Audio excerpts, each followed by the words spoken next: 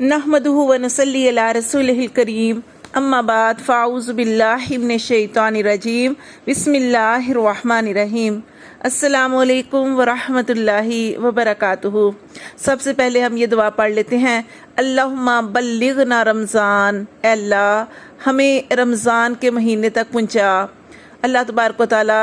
हमें रमज़ान तक पहुँचा। आपको पता है रमज़ानुल मुबारक का महीना जो है वो ज़िक्र का महीना है, मग़फ़रत का महीना है, गुनाहों से माफ़ी मांगने का महीना है, नेकियां करने का महीना है, रोज़े रखने का महीना है। इसमें हमें क्या करना है? इसमें हमें सबसे पहले अपने दिलों को साफ़ करना है। देखें, जब आपके दिल साफ़ नहीं होगा, जब आपके दिल के अंदर कीना होगा, नफ़रत होगी, गुस्सा होगा, तो फिर अल्लाह तबारक व तआला उसके अंदर अपना नूर कैसे डालेगा। इसकी मिसाल मैं आपको देती हूँ कि देखिए, आप दूध वाले की दुकान पे जाते हैं दूध लेने के लिए, आपने दूध वाले को पैसे भी दे दिए, लेकिन जब वो देखता है, दूध डालने लगता है, तो देखता है कि उस बर्तन के अंदर गंदगी लगी है, तो वो उसमें दूध नहीं डालेगा और आपको बताएगा कि इसलिए मैंने दूध नहीं डाला क्योंकि ये बर्तन गंदा है, हालांकि आपने उसे पैसे भी दे दिए।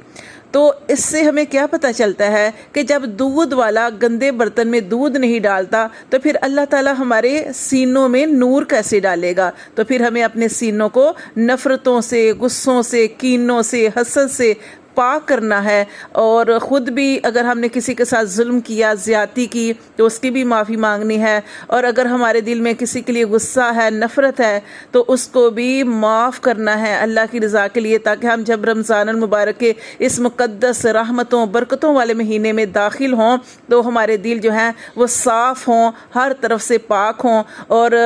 अपने गुनाहों पे पक्की और सच्ची जो है तौबा भी करनी है कि अल्लाह तबारक व तआला ज़िंदगी में जो भी हमसे गुनाह हो गए, अल्लाह तबारक व तआला वो सारे गुनाहों को मुआफ़ फरमा दे। और नबी सल्लल्लाहु अलैहि वसल्लम की एक हदीस है जिसमें आप सल्लल्लाहु अलैहि वसल्लम ने इरशाद फरमाया कि गुनाहों से तौबा करने वाला ऐसे है कि जैसे उसने कभी गुनाह किया ही नहीं।